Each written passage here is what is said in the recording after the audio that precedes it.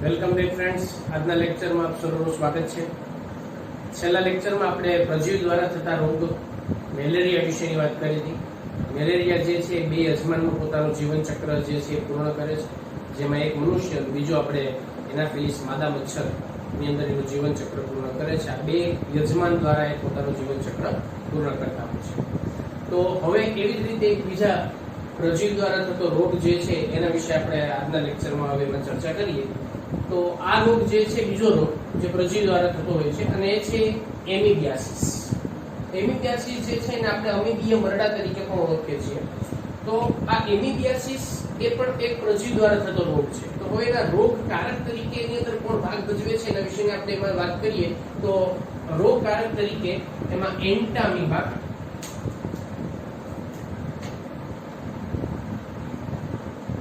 એન્ટામીબા, હિસ્ટોલાઇટિકા,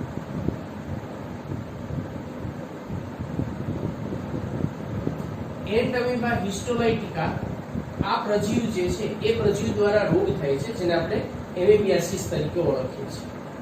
હવે આ રોગ એન્ટામીબા હિસ્ટોલાઇટિકા જે છે એ પ્રજીવ જે કોના દ્વારા વાહક તરીકે આપણા ખોરાક કે પાણીને દૂષિત કરે કે જેથી કરીને આ રોગ જે છે એનો ફેલાવો થતો જોવા મળતો છે. તો એ રોગના વાહક તરીકે ઘર માખી જે છે એ ભાગ ભજવે છે. ઘર માખી આપણે અવારનવાર વાત કરતા હોય કે ભાઈ ઘરમાં માખી અને મચ્છરનો ઉપદ્રવ જે છે એ રોગ કે ઘરની અંદર વધારે ઝડપથી રોગ થવાની શક્યતા વધી જાય છે અથવા તો રોગનું સૂચન કરતા હોય છે. તો ઘર માખી જે છે એ જે તે દૂષિત ખોરાક ને બનાવતી હોય છે અથવા તો ખોરાકને દૂષિત કરે છે અથવા તો જે કોઈ પણ જગ્યાએ કે કચરો હોય કોઈ ગંદકી હોય એના ઉપર એ બેઠે ને પછી ત્યાંથી એ જ્યારે આપણા ઘરની અંદર આપણા ખોરાક ઉપર આવે ત્યારે એ રોગ જે છે એ ફેલાવતી જોવા મળે છે. હવે એનો ફેલાવો જે છે આ રોગનો એ કયા પ્રકારે થતા હોય છે એના વિશે પણ વાત કરીએ. તો ઘરમાંથી જે છે ઘરમાંથી એ જે કોઈ પણ રોગિષ્ટ વ્યક્તિ હોય એ રોગિષ્ટ વ્યક્તિ એના દ્વારા જો એ ખુલ્લામાં મળ ત્યાગ કરવામાં આવે તો એ મળના સંપર્કમાં આવે છે.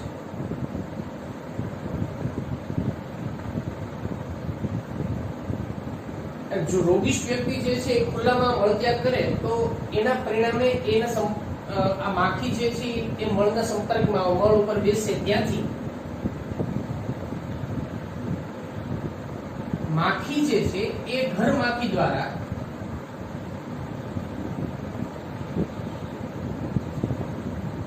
આ પ્રજીવ જે છે એ પ્રજીવ ખોરાક અને પાણીને દૂષિત કરે છે.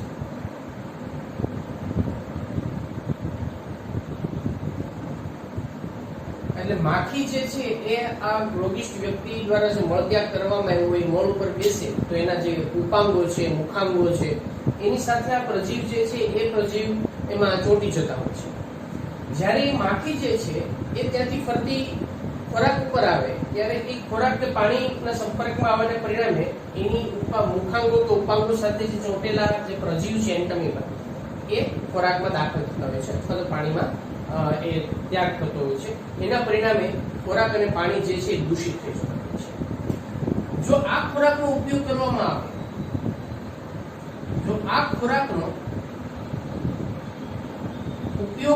આવે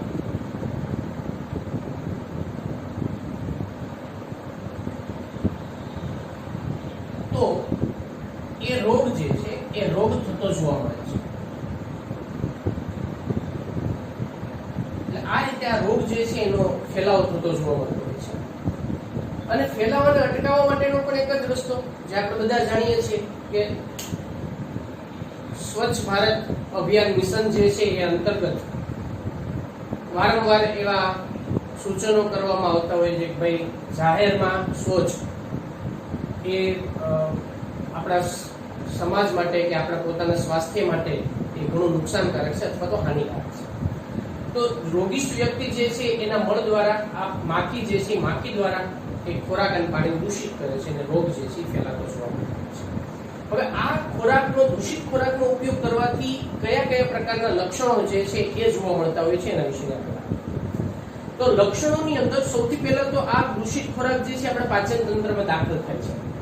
એટલે આપણા પાચન તંત્રને પ્રભાવિત કરે છે એટલે પાચન તંત્રને પ્રભાવિત કરે છે જેથી ઉદર ગુહામાં દુખાવો થાય ઉદર ગુહામાં દુખાવો કબજિયાત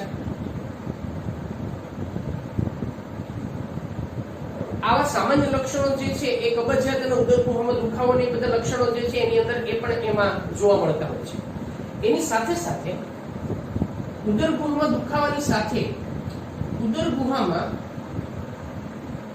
ખેંચાણ પણ અનુભવાય છે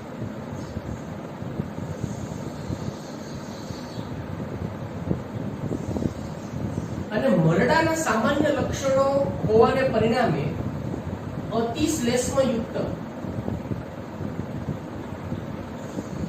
અતિશ્લેષ્મયુક્ત એની અંદર મળ ત્યાગ થતો હોય છે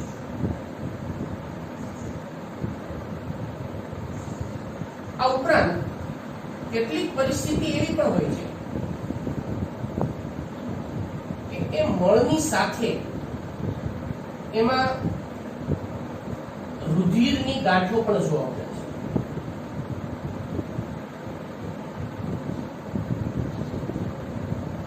છે એટલે કે રક્તસ્રાવ પણ થતો જોવા મળતો હોય છે તો પાચન તંત્રને પ્રભાવિત કરતો આ મરડાનો રોગ જેને આપણે અમીબીય મરડા તરીકે ઓળખીએ છીએ અને જેનો ફેલાવો જે છે એ એન્ટમીબા હિસ્ટોલાઇટિકા દ્વારા આપણને થતો જોવા મળતો હોય છે તો પ્રજીવ દ્વારા થતા રોગ જે છે એના વિશેની વાત આપણે અહીંયા પૂરી કરીએ છીએ આગળ હવે આપણે એની અંદર વાત કરશું કૃમિજન્ય રોગો જે છે એના વિશે આપણે ઓકે તો હવે આપણે એમાં માનવમાં થતા કૃમિજન્ય બીજા રોગ જે છે એ ના વિશેની આપણે એમાં ચર્ચા કરીએ તો મનુષ્યની અંદર કૃમિજન્ય રોગો આમ તો ઘણા બધા છે પણ એમાંથી આપણે અહીંયા ખાસ બે કૃમિજન્ય રોગો જે છે એના વિશેની એમાં ચર્ચા કરીશું જેમાં એક એસ્કેરિયાસિસ અને બીજું છે ફિલારિયાસિસ એમાં સૌથી પહેલા આપણે વાત કરીએ એસ્કેરિયાસિસ એસ્કેરિયાસિસ જે છે એ પણ આંતરમાર્ગમાં થતો એક ઉદર ગુહાનો એક રોગ છે પાચન તંત્ર સંબંધિત જ એક રોગ છે અને આ રોગ જે છે એના રોગકારક તરીકે એમાં આંતરમાર્ગીય પરોપજીવી જે કરમિયું જે છે એના દ્વારા રોગ થાય છે કરમિયા વિશે આપણે બધા જાણીએ છીએ કરમિયું જે છે એક આંતરમાર્ગીય અંતઃપરોપજીવી છે અને જેના દ્વારા આ એસ્કેરિયાસિસ પ્રકારનો રોગ જે છે આપણને થતો જોવા મળે છે હવે આ કરમિયું જે બહારથી આપણા શરીરની અંદર આ રોગકારક જે છે કેવી રીતે પ્રવેશે છે એટલે કે એનો ફેલાવો કેવી રીતે આપણને થતો જોવા મળતો હોય છે એના વિશે તો આગળ જેમ વાત આપણે જોઈ ચૂક્યા છીએ ઓલરેડી એ જ પ્રમાણે જે કોઈ પણ રોગિષ્ઠ વ્યક્તિ હોય એ રોગિષ્ઠ વ્યક્તિના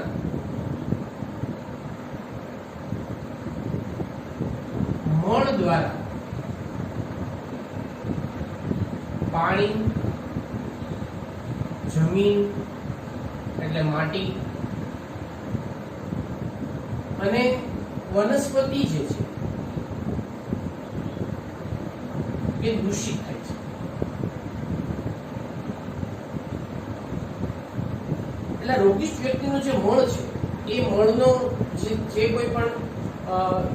જગ્યાએ એમાં ખુલ્લામાં ત્યાગ કરવામાં આવે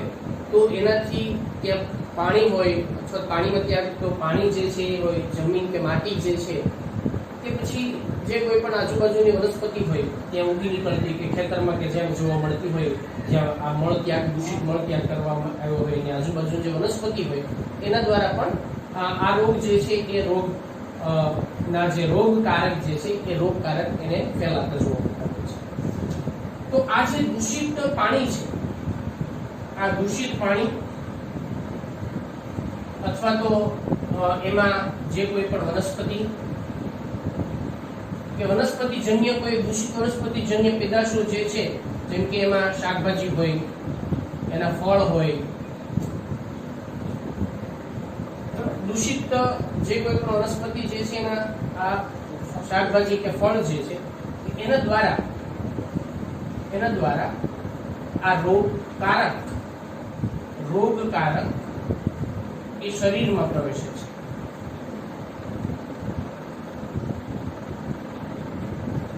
એટલે દૂષિત પાણી કે ખોરાક જે છે કે વનસ્પતિ જે છે એના જન્ય જે કોઈ પણની પેદાશો જે છે, જેમ કે શાકભાજી હોય કે એમાં કોઈ પણ ફળ હોય જે દૂષિત થયેલા હોય, તો એ પાચન તંત્રમાં એટલે કે આપણા શરીરની અંદર એ પ્રવેશે અને શરીરની અંદર કેટલાક લક્ષણો જે છે એના પરિણામે એ આપણને એમાં જોવા મળતા હોય છે. તો હવે આંતરમાર્ગીય પરોપજીવી કરમીઓ જે છે એ આપણા શરીરની અંદર કયા કયા લક્ષણો એમાં જોવા મળતા હોય છે એના વિશેની આપણે વાત કરીએ. તો સૌથી પહેલા તો પાચન તંત્રની અંદર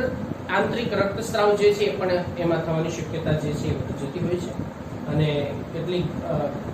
જે વધારે જો ગંભીર અસર ઉત્પન્ન કરે તો એમાંથી રક્તસ્રાવ જે છે એ પણ એની અંદર થતો જોવા મળતો હોય છે.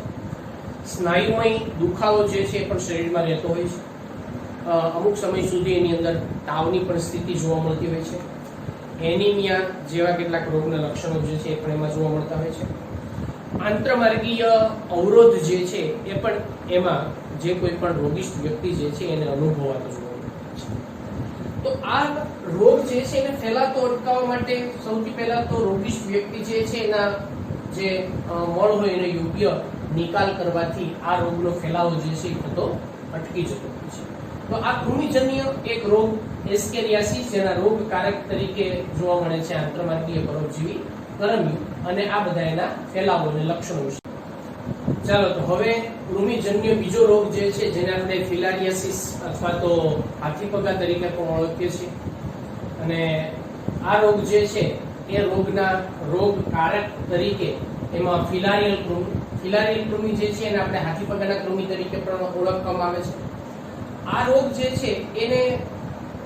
હાથીપગો એટલા માટે કહેવામાં આવે છે જેમ કે રોગિષ્ઠ વ્યક્તિ જે છે એ રોગિષ્ઠ વ્યક્તિનો જે પગ છે એ પગની અંદરના કદ જે છે એ કદમાં પણ વધારો થતો જોવા મળતો હોય છે, અને એ કદની અંદર જે અનિયમિત આકારનો જે કોઈ પણ એને એમાં જે વધારો આપણને જે જોવા મળતો હોય છે એટલા માટે આપણે એને હાથીપગા તરીકે પણ ઓળખીએ છીએ. આ હાથીપગો જે છે એ ફિલારિયલ કૃમિ દ્વારા થતો હોય છે. હવે ફિલારિયલ કૃમિ ની અંદર ખાસ કરીને એમાં વુકેરિયા જે છે એની બે જાતિ, એમાંની એક જે છે એ છે વુકેરિયા બેન્ક્રોફ્ટી અને બીજી જે છે એમાંની એ છે વુકેરિયા મલાઈ. તો વુકેરિયા બેન્ક્રોફ્ટી અને વુકેરિયા મલાઈ આ બંને જે છે એના રોગકારક તરીકે એમાં ભાગ ભજવતા હોય છે. આફ્રિકાના ઘણા બધા વિસ્તારની અંદર આ રોગ જે છે એ વધારે પ્રભાવિત જોવા મળતો હોય છે, અને ત્યાં આફ્રિકા અને બ્રાઝિલ આ બંને જગ્યાએ આ રોગ જે છે એના ઘણા બધા વર્ષો પહેલા એના સૌથી પ્રથમ જે કોઈ પણ એમાંના કેસીસ જે છે બધા એ ત્યાં આપણને વૈજ્ઞાનિકો દ્વારા એમાં નોંધવામાં આવે છે. હવે આ રોગ જે છે એ રોગના વાહક તરીકે એમાં મચ્છર ભાગ ભજવે છે, અને એ મચ્છર છે ક્યુલેક્સ ફેટીઝન. ક્યુલેક્સ ફેટીઝન મચ્છર એના વાહક તરીકે ભાગ ભજવે છે. જેમ આપણે મેલેરિયાની અંદર વાત કરી હતી કે મેલેરિયા જે છે એ એનાફિલિસ માદા દ્વારા ફેલાતો હોય છે, એમ આ પણ જે છે મચ્છર દ્વારા એક ફેલાતો રોગ, અને એ મચ્છર જે છે એ ક્યુલેક્સ ફેટીઝન મચ્છર. ક્યુલેક્સ ફેટીઝન મચ્છર જે છે એ પણ મેલેરિયામાં જે આપણે પ્લાઝ્મોડિયમની અંદર જે વાત કરી હતી એમ પ્લાઝ્મોડિયમ પોતાનું જીવન ચક્ર જે રીતે બે યજમાનમાં પૂર્ણ કરતું હોય છે, એવી જ રીતે વુકેરિયા જે છે એ પણ પોતાનું જે જીવન ચક્ર એટલે ખાસ કરીને ફિલારિયલ કૃમિ જે છે એ પણ પોતાનું જીવન ચક્ર જે છે એ બે યજમાનમાં પૂર્ણ કરતા હોય છે. એટલે ક્યુલેક્સ ફેટીઝન મચ્છર એમાંનો એક યજમાન અને બીજો છે મનુષ્ય. જેમાં કૃમિ પોતાનું જીવન ચક્ર બે યજમાનમાં પૂર્ણ કરે છે.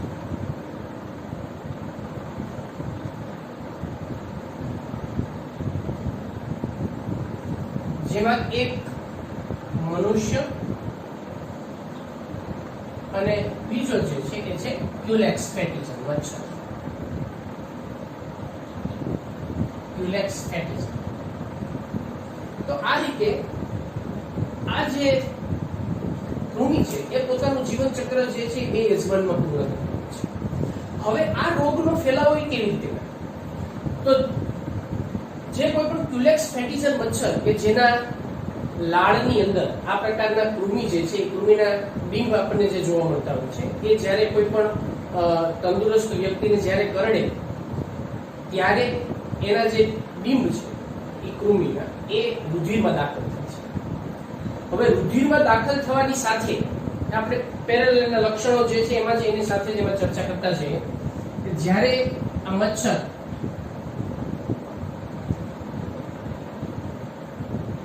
કોઈ તંદુરસ્ત વ્યક્તિને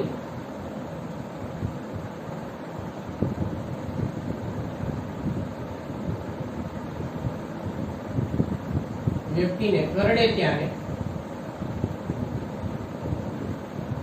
કૃમિ રુધિરમાં દાખલ થાય છે.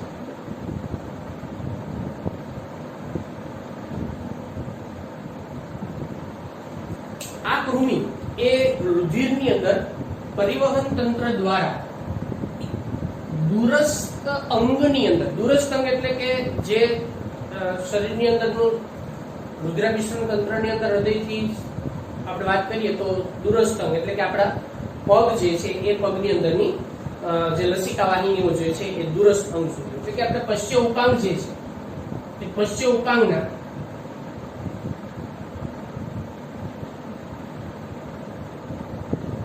લસિકા વાહિનીમાં પ્રવેશે છે અથવા દાખલ થાય છે.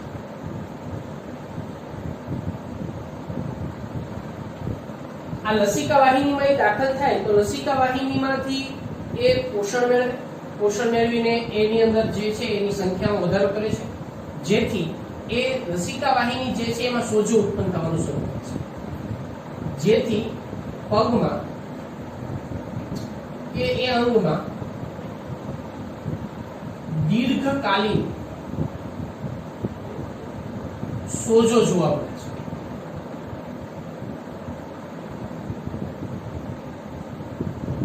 કેટલાક સમય સુધી એમાં તાવ પણ આવે છે.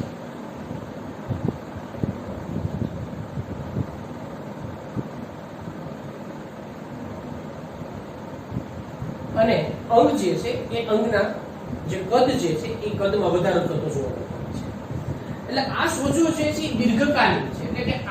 આનો કોઈ પણ પ્રકારનો પછી એની અંદર દીર્ઘકાલીન એક વખત સોજો શરૂ થયા પછી એનો કોઈ ઈલાજ કરી શકાતો નથી.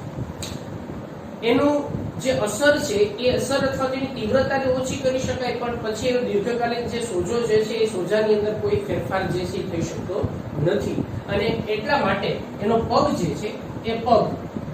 જેથી એ પગ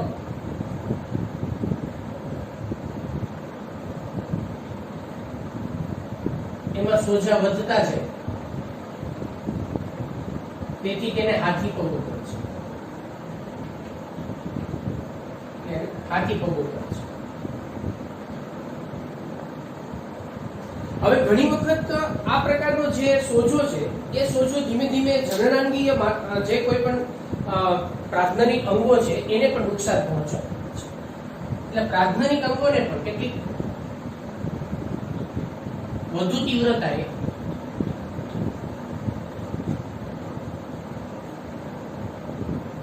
જનનાંગીય ભાગોને પણ અસર પહોંચાડે છે. અને આ અંગો જે છે એ પણ એના દ્વારા પ્રભાવિત થતા જોવા મળતા હોય છે. તો આ રીતે ફિલારિયાસિસ એટલે ફિલારિયલ કૃમિ દ્વારા થતો જે હાથીપગાનો રોગ જે છે એ હાથીપગાનો રોગ એ અસરકારક રીતે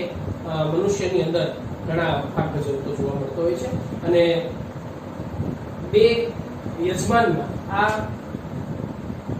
જે કૃમિ છે પોતાનું જીવન ચક્ર પૂર્ણ